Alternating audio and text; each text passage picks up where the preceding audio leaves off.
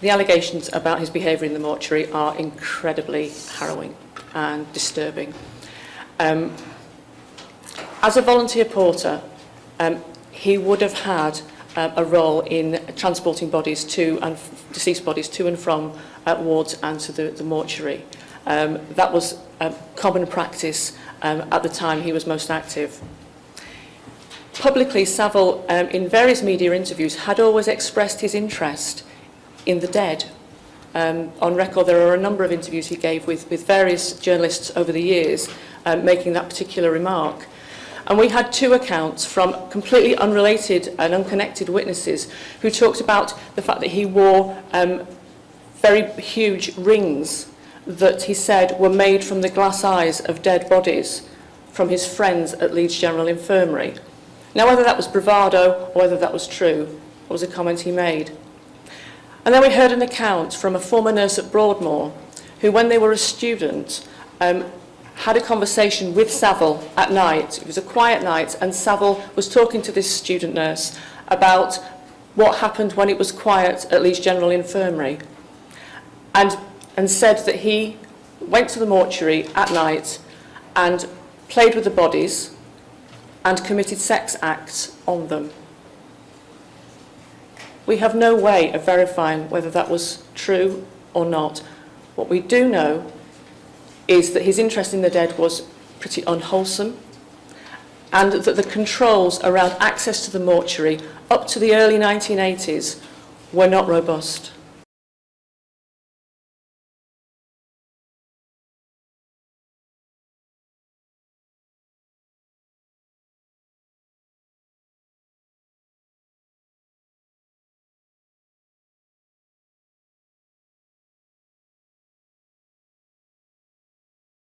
By selecting cases from across the public and private institutional spectrum, we hope to reflect the wide range of institutions that may have enabled the sexual abuse of children to take place.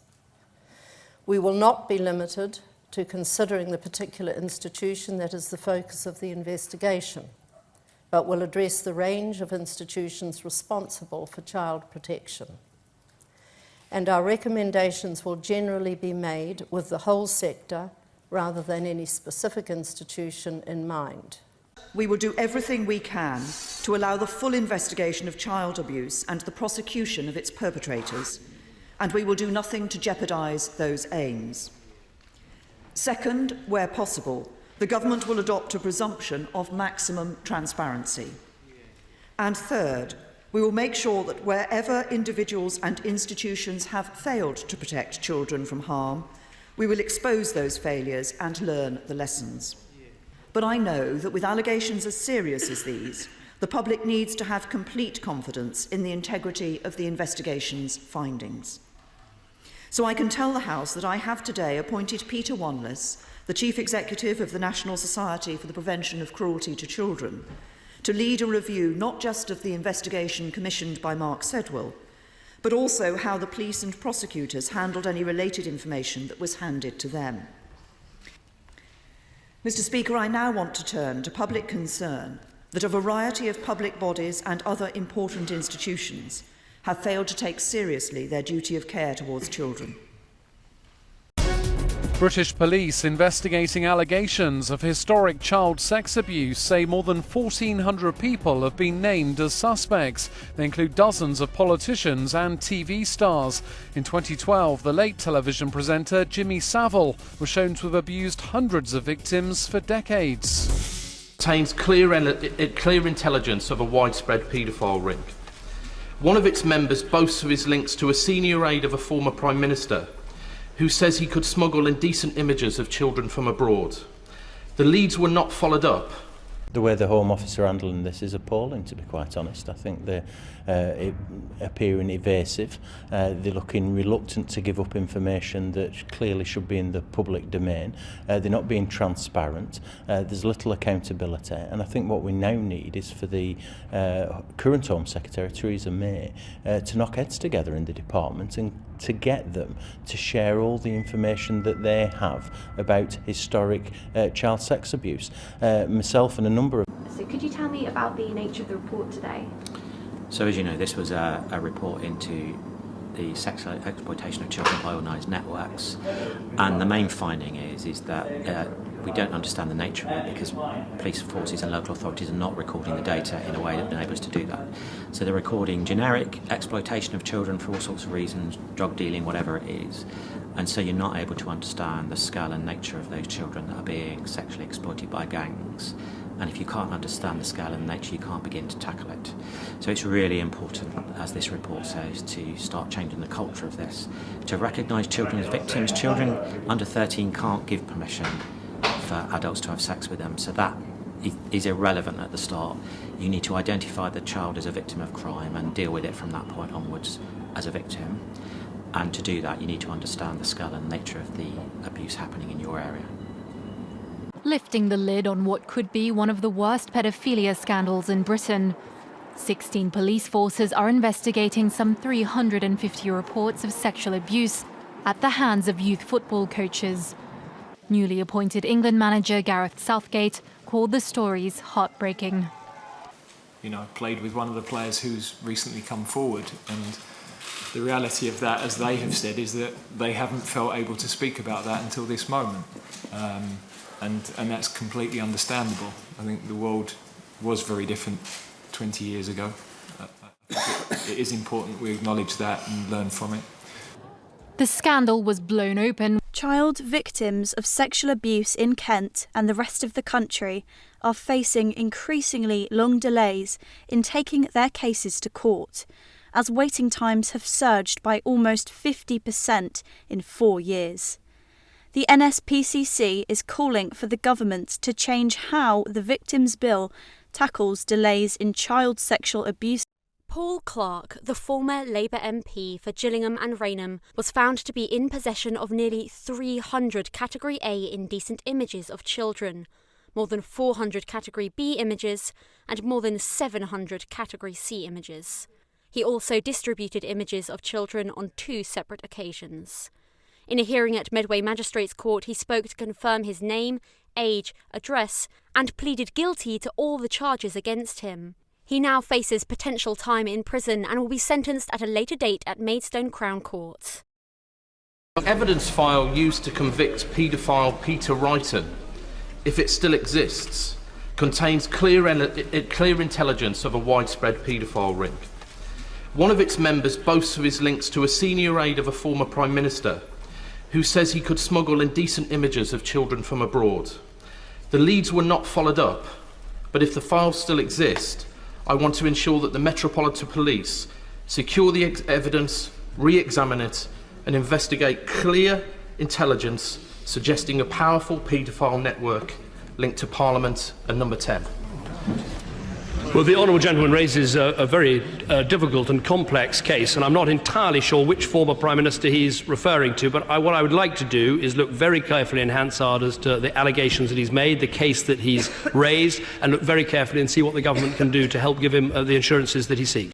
Did you tell the Home Secretary, when you finished your report, that 114 files, some of them which may have been relevant to the inquiry that you had asked an unnamed person to conduct, a report of which she never saw, but relied on your obviously excellent judgment in telling her that you regarded this as something that was a matter for you, you didn't tell her then that 114 files had gone missing? I don't recall doing so, and I don't imagine I would. I went through with her the broad conclusions of the report and the broad process that we had followed. And of course the investigator concluded that he didn't believe that he hadn't seen any evidence that there was any material within the scope of his inquiry, so including those files, that had been inappropriately destroyed or removed. And so it was at that level. Do you know who authorised the removal of these files or the destruction of these files? No, I don't. And this is the issue with the 140. It's certainly been mishandled, there's no doubt about it. We've had one mistake after another. We've had a failure to appoint a chairperson. We've had the terms of reference that aren't really appropriate. It could have been statutory from the beginning.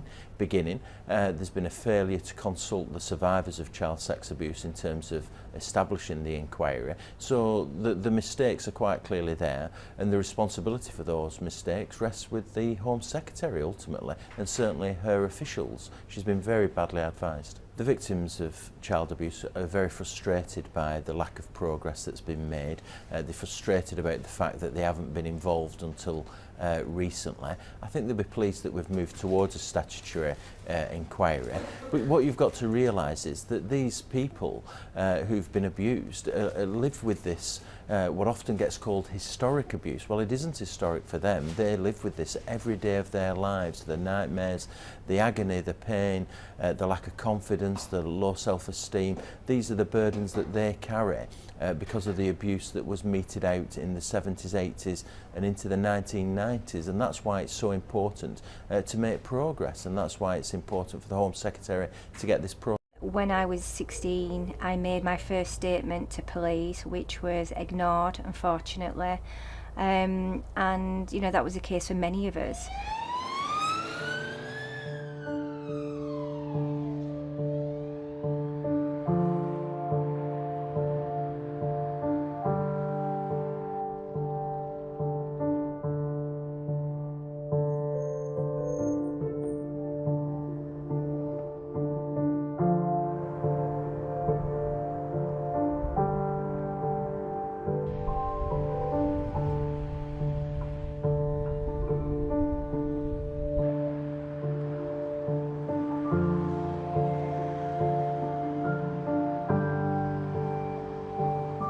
Officers on the ground were not treating children as children.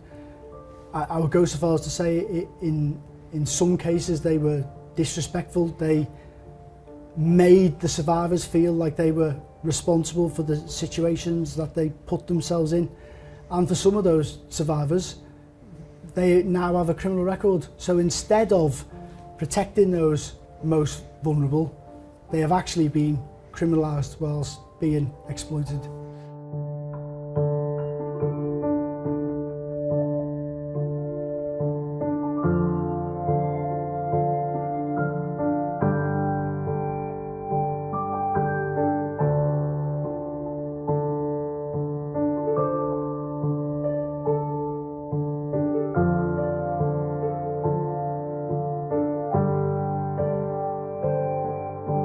One comment I would make is I think an awful lot of money, an awful lot of police time now goes into these historic offences and all this malarkey, and, you know, £60 million I saw was being spaffed up the wall on, you know, some investigation into historic child abuse and all this kind of thing. I mean, what on earth is that going to do to protect the public now?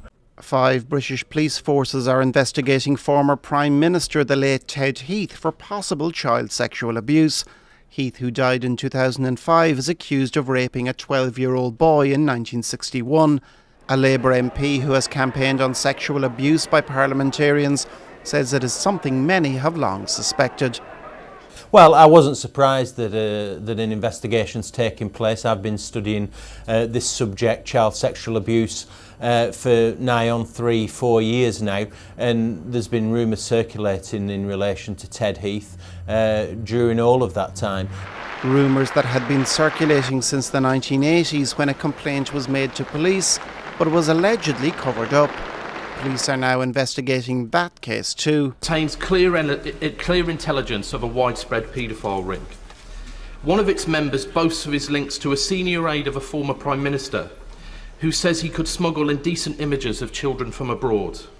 The leads were not followed up,